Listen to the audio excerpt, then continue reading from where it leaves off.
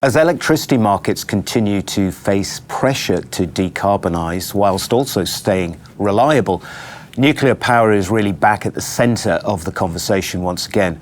From long-term new build activity to life extension projects, investment activity is growing globally. But what's really driving it, and where is the momentum showing up first?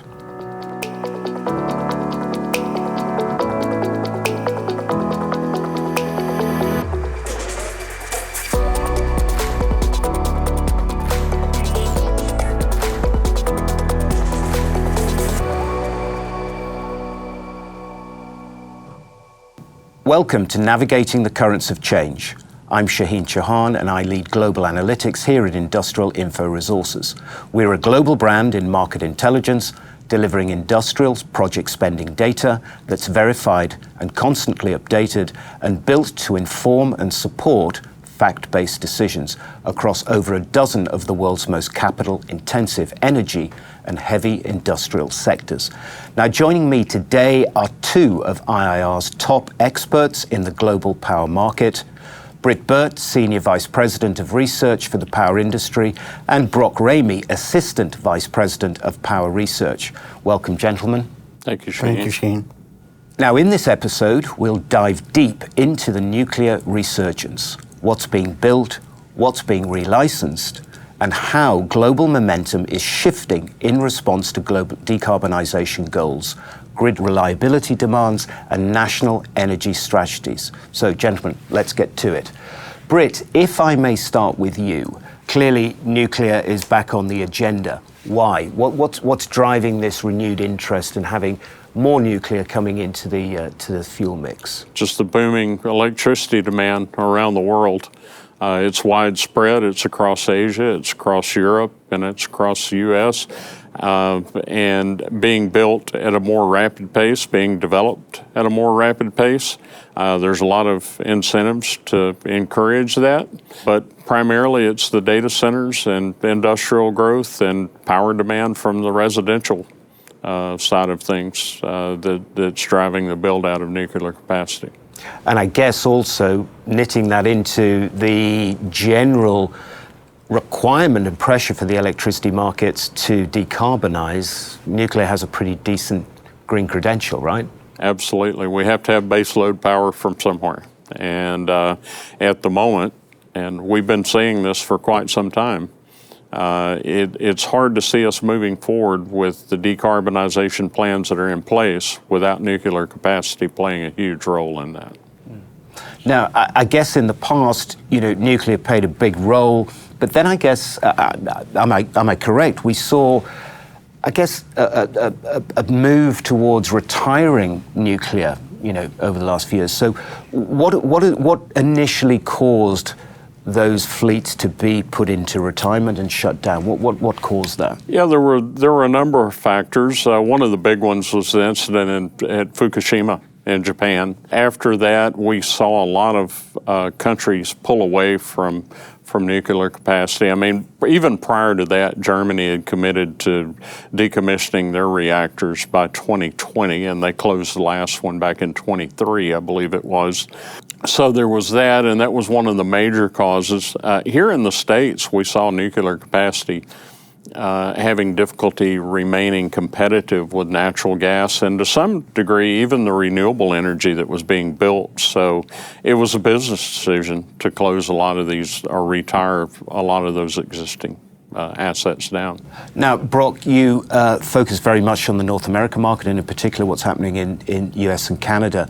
Similar to how capital development was kind of, the momentum of that capital spending, that was driven in the renewables by a lot of very supportive tax credits, right? Are we seeing similar support mechanisms coming from the Trump administration that could help push new nuclear going forward? Construction is being pulled back, but an exemption through this bill is going to continue tax credits for nuclear restarts as well as uprates and capital project spending. So just to get some definition around restarts, this would be a tax incentive for units which have been idled and are offline. Correct. To bring those back on. Correct. Okay. And as far as restarts go, I mean, we're tracking a number of them here. The Palisades plant should restart this year, right? Yep. NextEra is looking at restarting the Duane Arnold facility in Iowa, and Santee Cooper is considering selecting an outside party to come in and complete the units at V.C. Summer that were stalled back in 2017. So a lot of activity in that area. And in terms of activity associated with capital spend, what typically are the types of projects? We know it's a restart project, but what is the activity that happens at these restarts? So they have to go through and revamp all the balance of plants. They have to go re-inspect and revalidate the certification for the reactor. And a lot of times they're going in and completely revamping the steam turbine or the powerhouse piece of it, replacing rotors and major components. So it's a major capital spend for these. Some of them are $500 million or more. Is there, licensing and permitting has always been a big challenge for all power generation plants, specifically nuclear. The licensing process is complex. Has there been any improvement or adjustments to U.S. licensing? President Trump signed some executive orders in May. One of those is to shorten the licensing program by about 18 months. And I do believe that's going to be quite beneficial for the development here in the United States or North America. And is that adjustment for new build capacity, or is it also for relicensing? It is for both. Both. Now, Britt, obviously positive momentum for the US and coming from government support. Are we seeing any other, supportive policy in other parts of the world, most notably Europe? Europe's a big nuclear market. Well, it is. As I mentioned earlier, there are 40 countries that have created or implementing favorable plans to move forward to more nuclear capacity, and 20 countries have signed on to agree to triple nuclear capacity by 2050. So yes, we're seeing and these incentives come in multiple ways. We've talked about production tax credits, investment tax credits, and things of that nature, but there's also loan guarantees and direct financing and low interest loans, depending on the country we're talking about, that are being put into place to encourage growth in the nuclear sector. So outside of Europe, are you seeing any higher levels of capital spending in other geographies? Where are we seeing that? Asia, across Asia, certainly in China and India, that goes without saying, but Indonesia, we're seeing more development there. A very quite aggressive plan in Indonesia that we're seeing. You mentioned Europe. Yeah, it's widespread in Europe, Latin America as well. So it's worldwide. Looking particularly at Europe, Brock, are there any particular countries within Europe that are maybe bringing nuclear into the mix, possibly for the first time? What we're seeing is in Italy and Denmark, they're easing their ban on nuclear. And then in Spain, they are extending some of the operational timeframes of their fleet there. Another end, I mentioned Germany earlier. Germany has closed down their nuclear reactors, but they've ended their opposition to others in the EU progressing forward with developing nuclear capacity. At one point, they were opposing the plans that France has for expanding nuclear capacity, and they've kind of backed away from that. Okay. I want to come back to this. We really can't ignore it, but the fact that these projects are both complex, they're large, and they have a long lead time. Are we seeing a shift in the types of nuclear technology being used? So in the heyday, it was 10 years to build a project, multiples of billions of dollars. Are we now seeing a different type of capacity being brought to market? Yes, well, we expect small modular reactors, and there's multiple designs of small modular reactors, SMRs for short. We see multiple designs of those, and I think longer term, we're going to see SMRs dominate the nuclear capacity because they can be used not only for power generation, but for heat, supplying heat.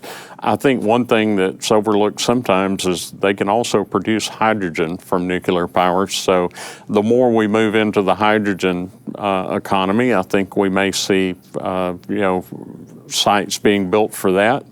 We're still seeing conventional reactors being built around the world, including, I think, some on the horizon for the U.S., by the way. Over the long term, I believe SMRs will dominate what we see moving forward. And I think we just saw an announcement from the state of New York very recently, right? Yes. Yeah, the state of New York, the Governor Hochul in New York has directed the New York Power Authority to move forward with developing at least 1 gigawatt of nuclear capacity in upstate New York. And we believe it's going to be conventional reactors, but there could be some SMRs there as well. It looks like SMRs are going to be the path forward to bringing nuclear back into the mix a little bit more. Just talk a little bit about the benefits of that. Is it they're cheaper, they're small, they must be smaller capacity, and are they, bring them to market quicker? They're smaller in capacity. We believe eventually the cost, we'll see cost advantages to those. Right now we're really not, but I think down the road, with further development, we'll see cost advantages and quicker to build. These are units that are fabricated in a facility and then assembled in the field in modular pieces. So the idea being, they're quicker to build, safer, less waste. Less nuclear waste. And Brock mentioned the executive orders by Donald Trump. One of those dealt with recycling and reusing used nuclear fuel as well, which is a huge step forward for the U.S. because we have not done that. We've seen it done in France and Japan and maybe some other places, but not the U.S. Yeah. So, guys, if we're seeing SMRs being able to be deployed quicker, cheaper, and in a shorter time frame, do you think that there is a potential for new nuclear capacity to possibly displace the need for some of the other renewable fuels such as, wind and solar? I'll give my take on this, and Brock is welcome to add to it. I think we're going to continue to see renewable power being built, but we have to have baseload power. And so we're closing coal units down around the world, continue to do that. Not every region of the world has the availability of natural gas like we do here in the U.S. So nuclear capacity makes sense as a baseload capacity. I would agree 100%. So we think that baseload capacity, as we see more coal coming offline, then actually it could be supplanted. It used to be just natural gas. Right now it could actually be these small modular reactors bringing nuclear into that, filling that gap. Yes, very correct. Britt, there's obviously a very large operational fleet in existence around the world, and there's obviously a lot of relicensing that has already been approved, and a lot more still, I guess, in the approval pipeline. I guess we'll see some stability in the volume of operational nuclear fleets out there, but also some new fleets coming to market. I guess that should support a lot of future in-plant capital spending going forward. Can you explain to folks what a lot of that in-plant capex is typically associated with? Sure. Well, nuclear capacity supplies between 9 and 10% of the world's electricity. That equates to about 392 gigawatts. So we have that out there existing, and a lot of that, as they relicense, extend their licensing, they will do modernizations and life extension programs. And many times this leads to things like, for pressurized water reactors, may lead to replacement of steam generators, which are very large projects. We also see uprating projects where they take an existing steam turbine and increase the capacity of that unit by about 15 or 20% by doing some major modifications to those machines. Those are the major ones that we see. And Brock, I believe that we're seeing a lot of that take place here in the U.S., aren't we? We are. We're seeing a number of those coming about. Yeah. Because there is a lot of new additional relicensing coming through to keep operational fleets online. So we're seeing that bulk of new capex coming through. Is that what's driving that? Yes, it is. Okay. Brock, I just want to stay with you just for a second. And I do want to come back to the small modular reactors. Do you expect to see more behind the meter usage and certainly an increase in integration of SMRs? Yes. We've seen numerous announcements with the integration of SMRs behind the meter. Here in the U.S., we've seen Amazon, Google, Microsoft talk about that. But not only here in the U.S., we do see these integration of SMRs globally. And we do believe that will continue, that integration will increase. So nuclear to support electricity demand from, is that data centers? Primary data centers, yes. Yes, and for national security here in the U.S., there's talk about adding more of them for the military bases so that they have their own on-site power generation from nuclear capacity. But certainly the data centers is a big driver, hands down. That and, you know, you and I talk often on our global outlooks about the growing demand for electricity worldwide. If you look at the Middle East or Southeast Asia or some of these areas that are Africa that are, you know, have power demand that's just growing tremendously, they're being incorporated for that as well. Yeah, I guess, and that electricity demand, as you said, in these Asian markets, rapid population growth, you know, scaling of their industrial and manufacturing capacity, I guess that's a really strong motivator for possibly considering adding this new baseload power provision into those Asian markets, right? Especially if we could do it with small modular reactors, which are smaller, you know, I guess more cost effective and quicker to deploy, right? Right. Exactly. So, gentlemen, that brings us, I think, to the conclusion of the podcast. Really big thanks. I think certainly this is an area that we're going to probably have more conversations with going forward in the future. Yeah. Thank you, gentlemen, for sharing your insights and your perspectives today. Folks, if any of you have got any questions about any of the points discussed today, then please do reach out to myself, Britt, or Brock via the contact details that you can see here. Finally, a big thanks to all of you who've taken time out to join us today. I hope we have helped you all better navigate some of the currents of change that we are seeing.